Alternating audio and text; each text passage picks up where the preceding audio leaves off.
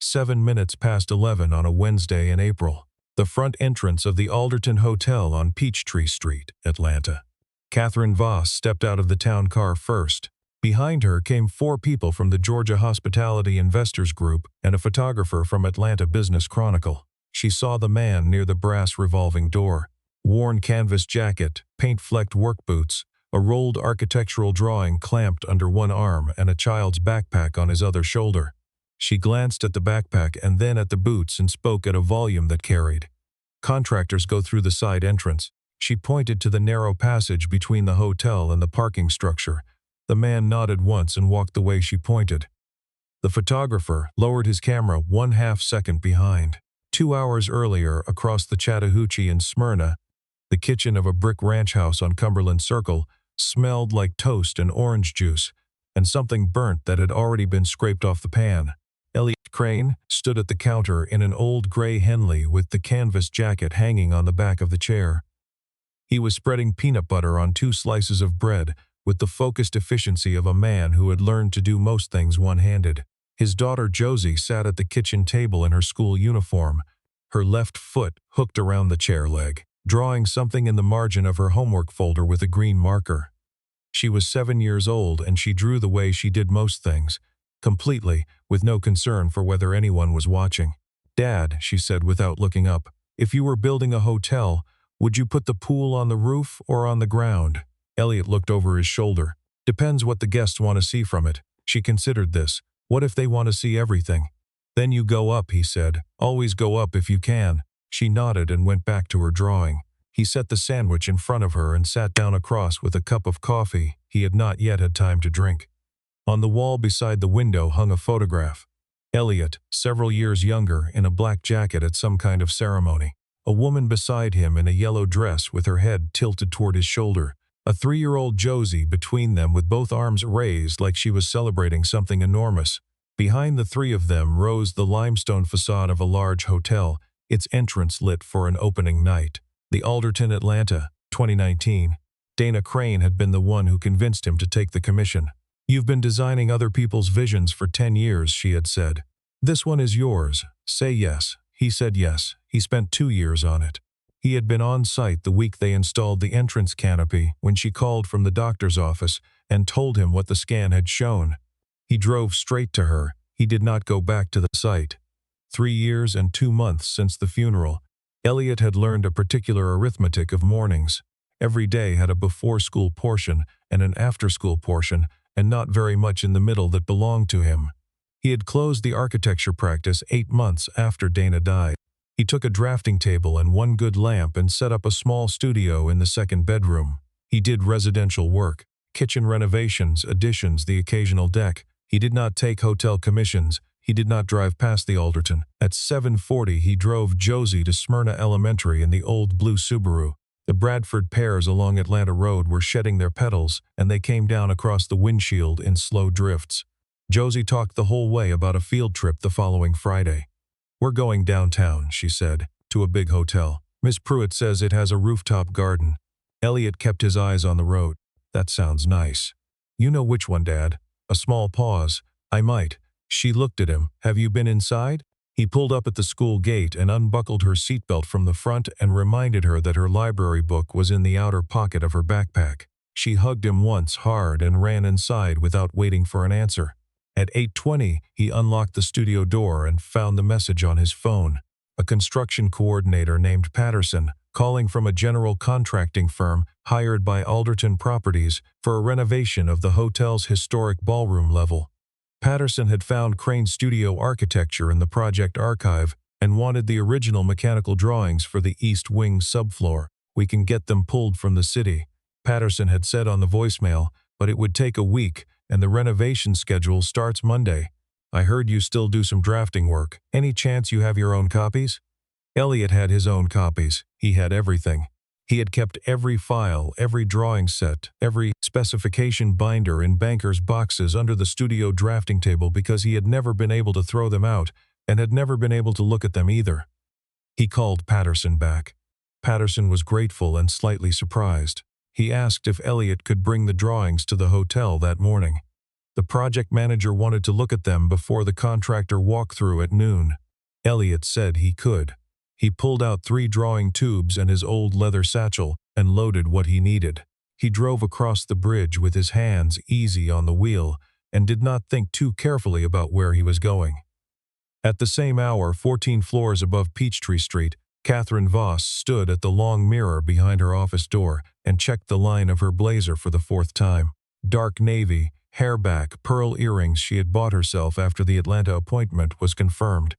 She had laid the outfit out the night before. She had been laying her outfits out the night before for every important morning since she was 26, and arrived at her first general manager role with exactly one good blazer and the intention of wearing it until someone noticed her work instead.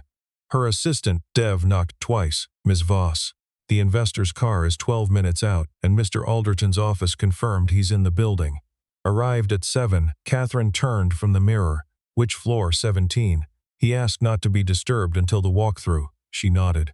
She did not need Dev to say the rest. Warren Alderton did not fly up from Savannah for investor walkthroughs at properties that were performing well. He was watching something. She had known it since the quarterly call 2 weeks ago, when he had said very little and written things down. Her director of operations, a man named Philip Garton, was in her doorway now. 44, silver at the temples, always with a tablet. He had been director of operations at the Alderton for 9 years, through 3 general managers before her. 3 things, he said. The investor group moved arrival to 11. The Chronicle photographer confirmed, and we have some original drawings coming in for the ballroom project. Archive documents from the original architect. I told the site coordinator to send the delivery through the side entrance so it doesn't come through the lobby during the walkthrough. Catherine looked up from her desk. "Who's bringing them?" "Some local drafting firm. Small outfit." Garton waved a hand.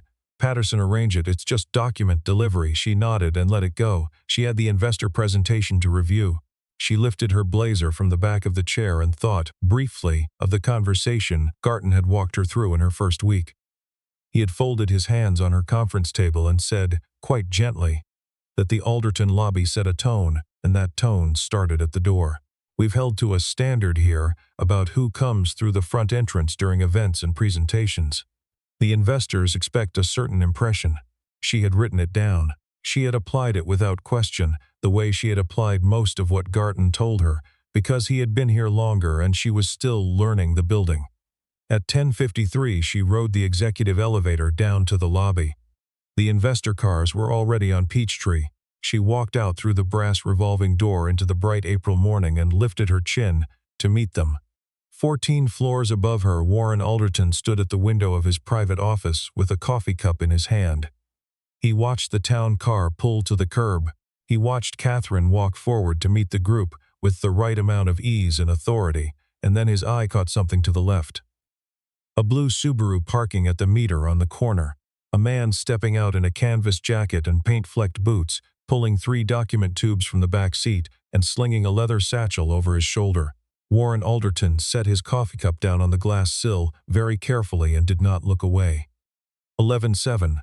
Contractors go through the side entrance. Elliot nodded once and walked the way she pointed. He did not look back at her. He did not look at the investors. He walked along the limestone facade he had specified at a particular grade of Indiana buff, because Dana had said the warmer stone would make the entrance feel like a welcome and not a wall. He walked past the bronze light fixtures he had argued for when the original owner's rep wanted cheaper ones. He rounded the corner at the parking structure and found the side entrance, a plain metal door with a push bar and a security panel.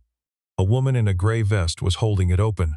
Late 50s, reading glasses pushed up on her head, a radio clipped to her belt. Her name tag said Constance. She had the look of someone who had been at this building long enough to know its rhythms the way a musician knows a piece.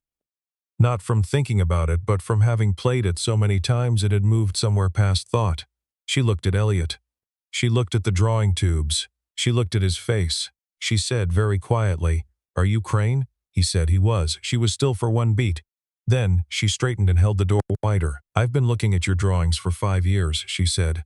"Every time we have a systems question, we pull your originals." "Come in, please," her radio crackled. Garton's voice. "Constance, the document delivery is coming through your entrance. Get it up to Patterson quickly." We don't want any delays showing up near the lobby level." Constance's expression did not change. She looked at her radio. She looked at Elliot. She unclipped the radio and turned the volume down one click. She said, "Right this way, Mr. Crane." She logged him in herself at the side desk, walked him to the service elevator, and held the door while he stepped in with the tubes.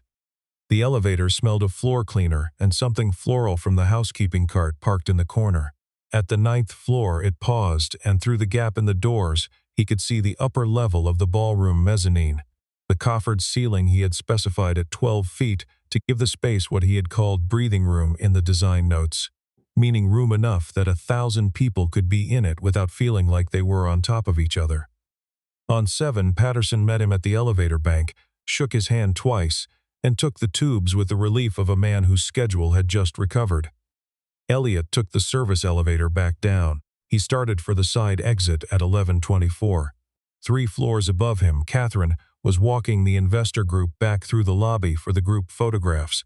Garton was at her left. Beverly Cho from the investors group was at her right, asking questions about the ballroom renovation timeline. The Chronicle photographer had his camera up. The executive elevator chimed. The doors opened. Warren Alderton stepped out, 70 years old, linen jacket, white hair cut short. The investor group turned as a unit. Garton's chin came up slightly. Beverly Cho stopped mid-sentence. Catherine went forward at once with a professional smile already in place. "Mr. Alderton, we're so glad." He raised one hand, not unkindly, a small level gesture. He walked past her. He walked past the entire group.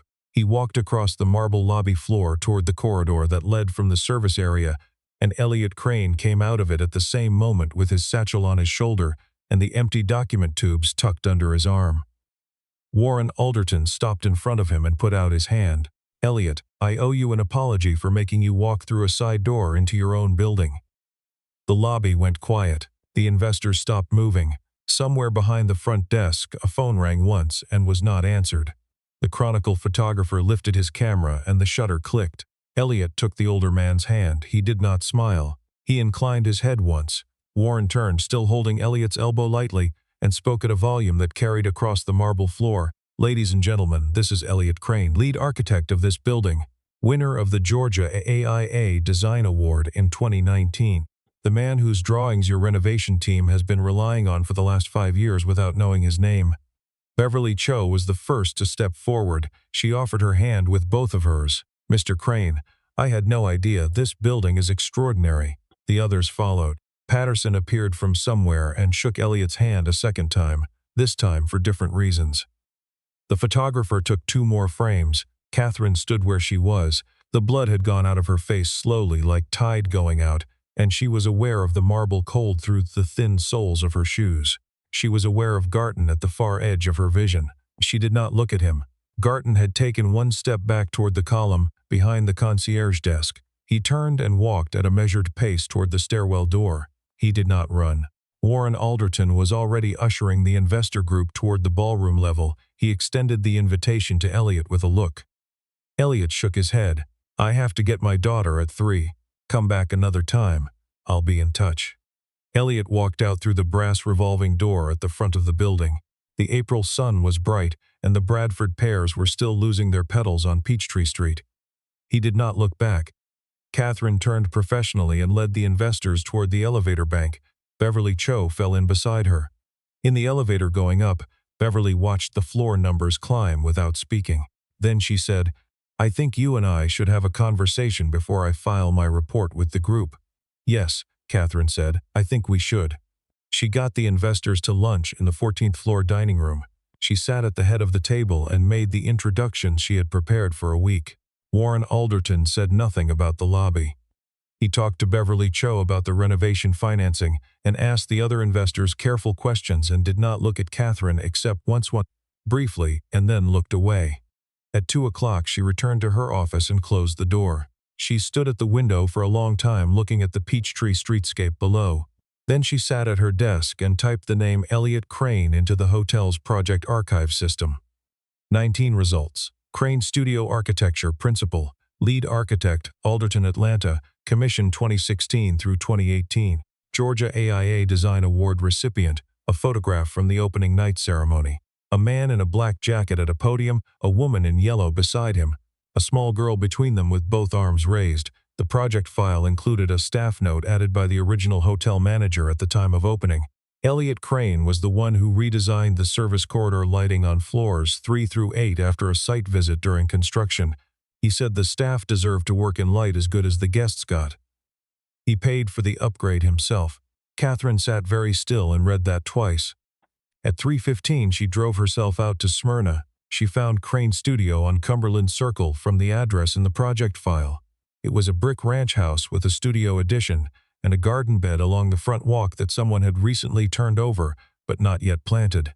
A small chalk drawing on the driveway, a house with a very tall roof and a sun with too many rays, suggested occupancy by some under 4 feet tall. She rang the bell. A child answered. 7 years old, school uniform, marker stains on her left hand.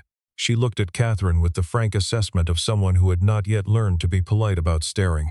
"Is your father home?" "He's in the studio." "Are you from his work?" "In a way," Catherine said. The child turned and yelled into the house. "Dad, there's a lady, she's from your work." Elliot appeared from a hallway. He had changed out of the canvas jacket and was in a flannel shirt and jeans. His expression when he saw her was neither cold nor warm. It was precise, the way a level line is precise. Not welcoming, not closed, just exactly where it was. He said, "Josie, go finish your homework." Josie looked at Catherine one more time with considerable interest. Then she went. Elliot held the front door. Catherine stepped into the entry. She had prepared what to say in the car on the way over. It had seemed adequate then. It seemed less so now. "I didn't know who you were this morning," she said. "That isn't an excuse," Elliot said. "It isn't." She looked at the photograph on the wall. She recognized the building immediately. She recognized the opening night. She looked at the woman in yellow. "I read the project file this afternoon," she said. "What you did with the service corridor lighting." He was quiet. "Garton told you to hold the line on who comes through the front entrance," she said. It wasn't a question. He looked at her. He leaned against the doorframe, with his arms crossed. Not hostile, just measuring. "Philip Garton told the investor group's site coordinator which entrance to direct my delivery to," Elliot said. "I assumed someone did. The service entrance on the east side works fine. I designed it." She held that for a moment, "I know." There was a silence in which neither of them moved. From somewhere in the house came the sound of a marker cap clicking on and off. "I'll go," Catherine said. "I only came to say it in person." She took a card from her coat pocket and held it out. He took it. She had already crossed out her title on this one and written underneath in her own hand, "I'm sorry, that's all." She drove back across the bridge with both hands on the wheel and the radio off. That evening at 6:45, Philip Garton was on the phone in his car in the Alderton parking structure, talking to a board member named Victor Holt.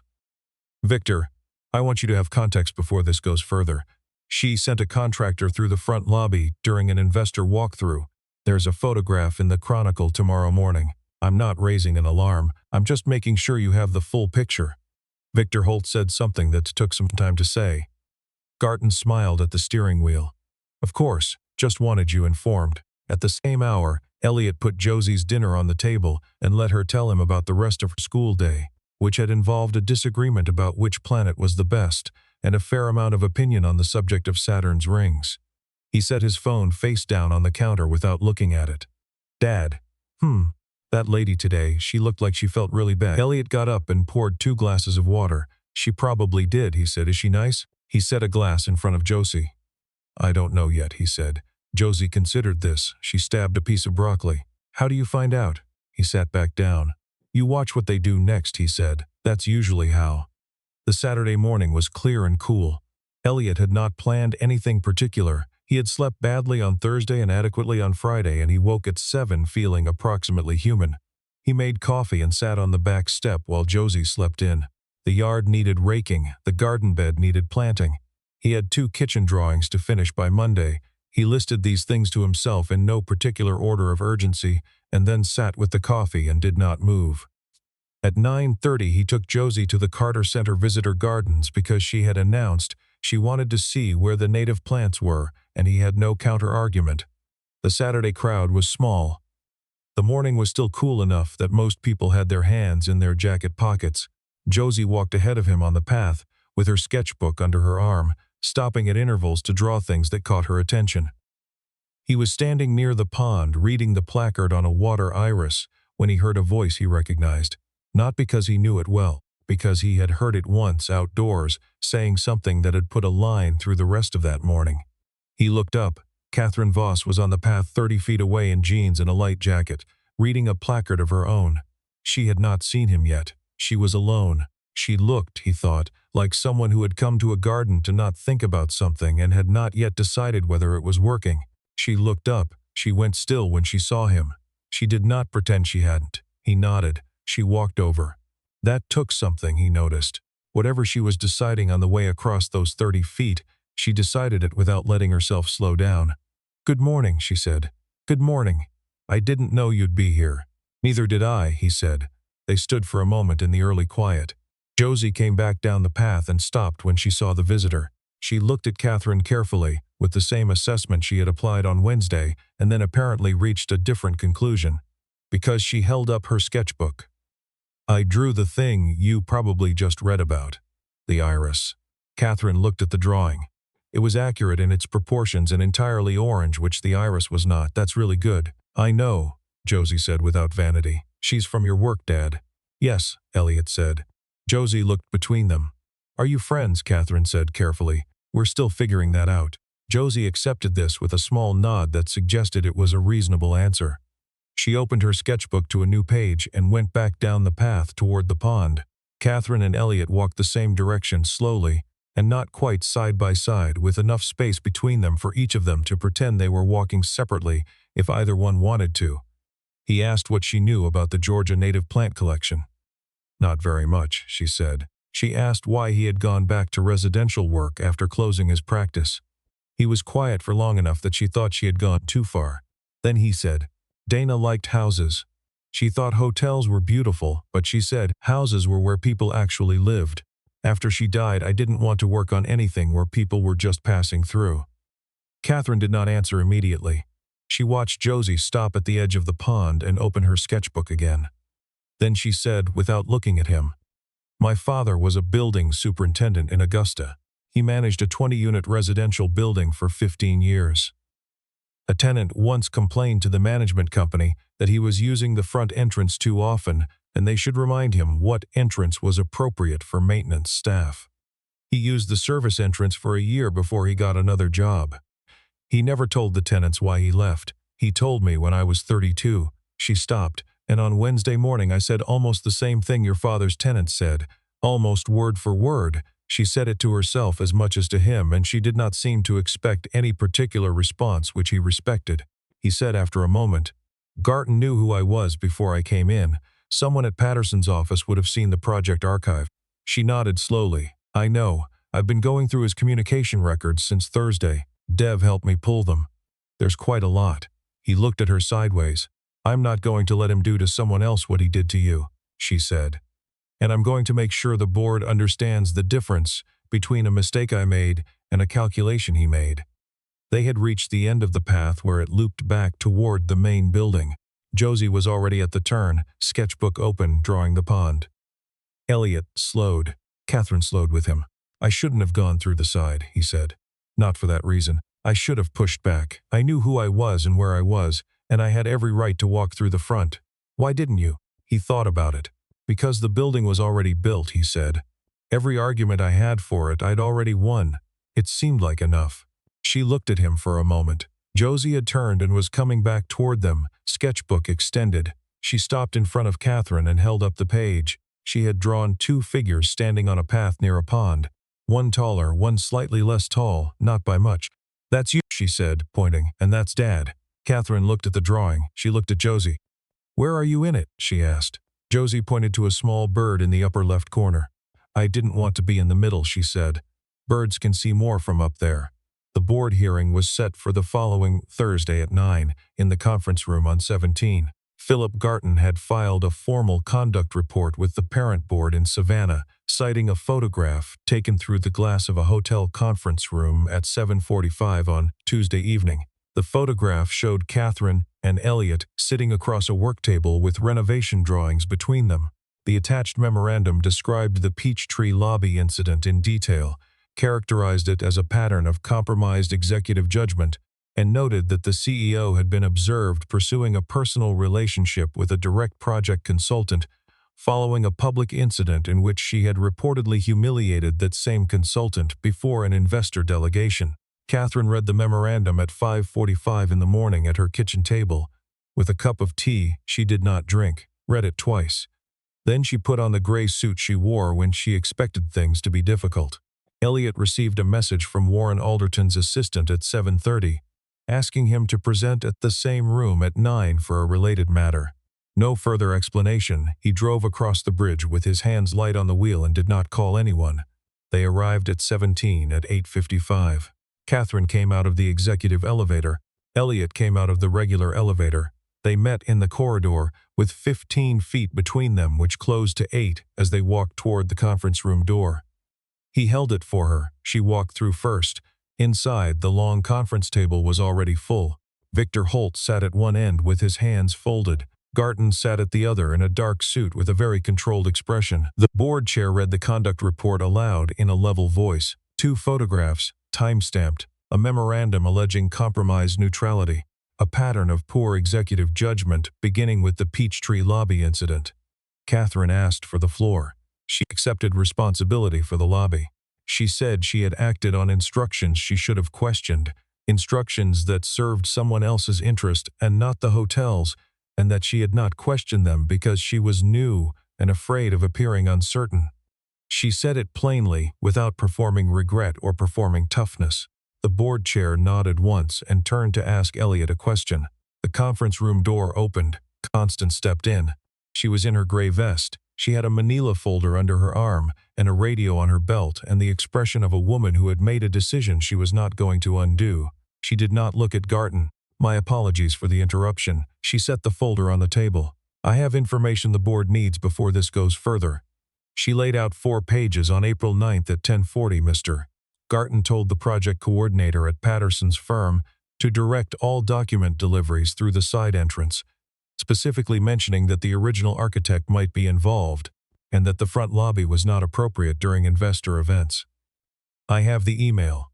I was copied because I managed the side entrance log." She turned a page. On April 15th at 7:48 in the evening, Mr. Garton photographed Ms. Voss and Mr. Crane through the conference room window using his phone. "I was coming out of the supply room across the corridor. I saw him lift the phone and walk away." She turned another page.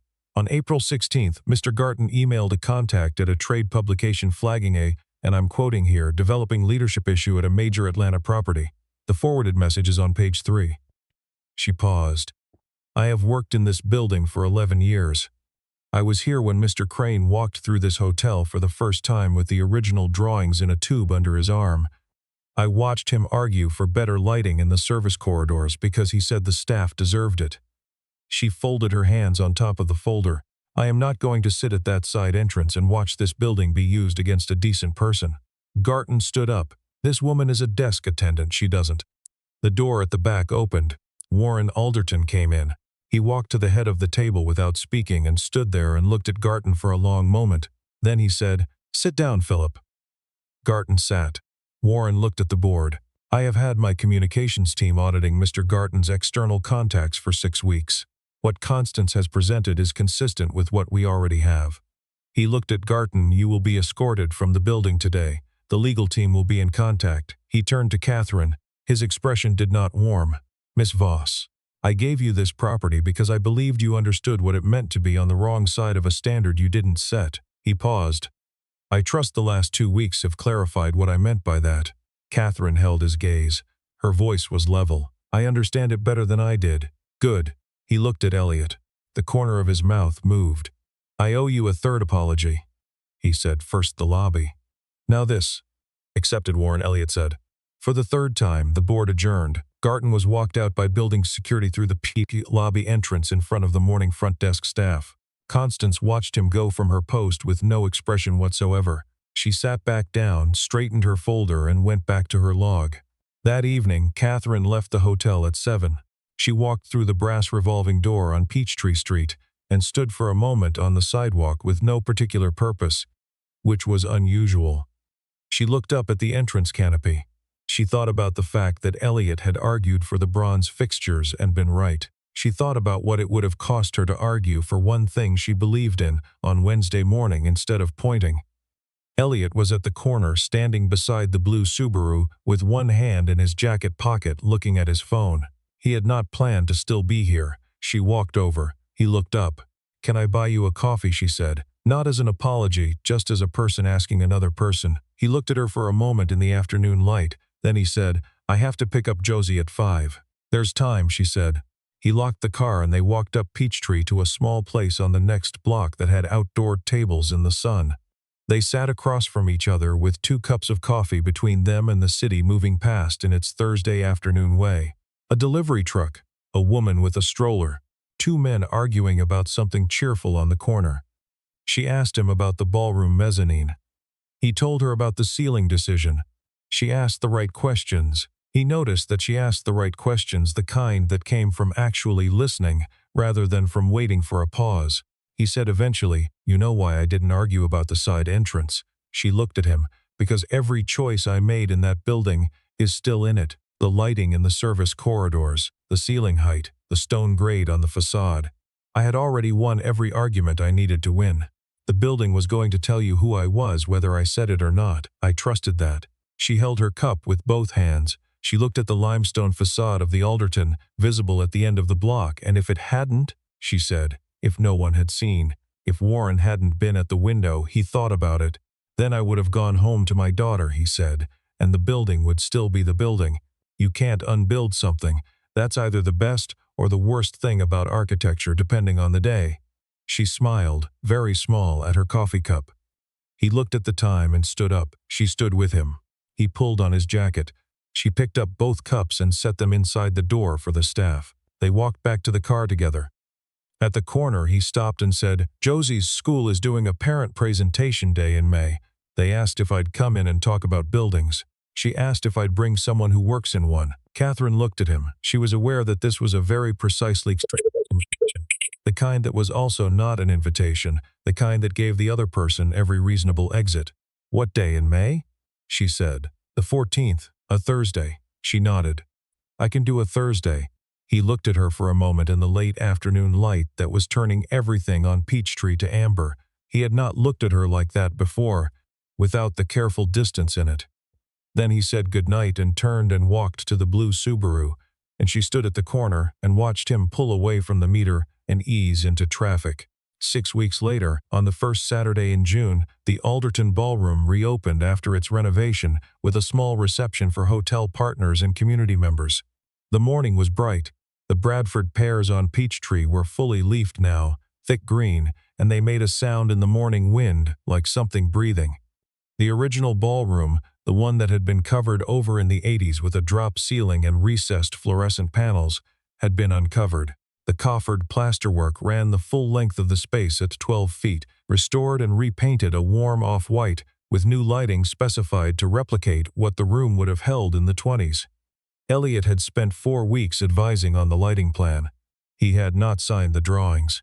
He had marked them in pencil and handed them to the staff architect and gone home at 3 o'clock every day without exception. Catherine stood at the ballroom entrance at 9:40 in a linen blazer that was not the navy one. She had asked Elliot and Josie to come as her guests, which Josie had agreed to immediately and without consulting her father. The blue Subaru pulled up at 9:50. Josie got out first in a yellow dress and her sketchbook already open to a fresh page. She walked straight to Catherine and looked up. "Dad says you helped fix the ceiling," she said. "Your dad fixed the ceiling," Catherine said. "I just kept the schedule." Josie considered this. She looked up at the building. "Is it better now?" "I think so," Catherine said. "Come see." Elliot came up behind his daughter. He was in a dark jacket and a clean flannel shirt, and he had his hands in his pockets.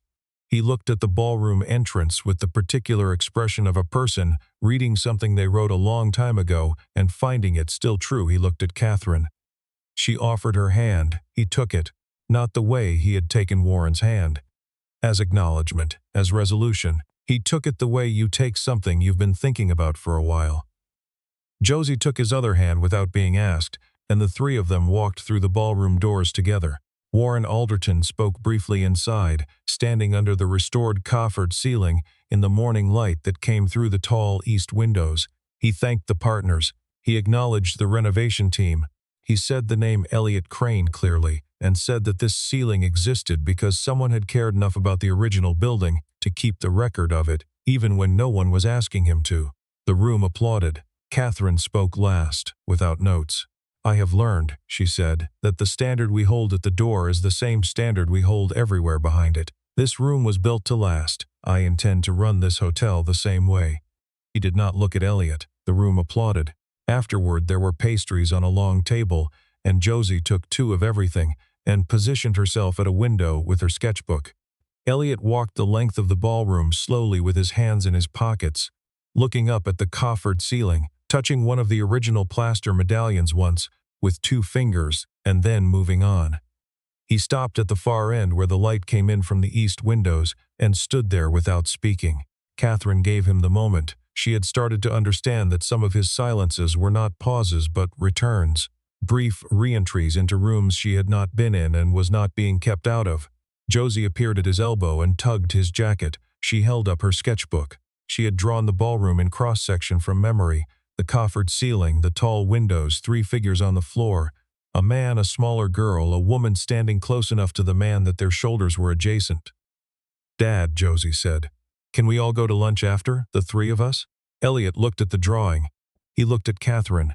She nodded, very small. They went to a diner on North Highland that had red vinyl booths and coffee so good it had been written about in the kind of publication that doesn't usually write about diners. The booth fit 3 people comfortably. Josie sat beside Elliot and immediately opened her sketchbook to a new page and began drawing the sugar dispenser with the concentration of a senior portraitist. They talked about the second phase of the renovation.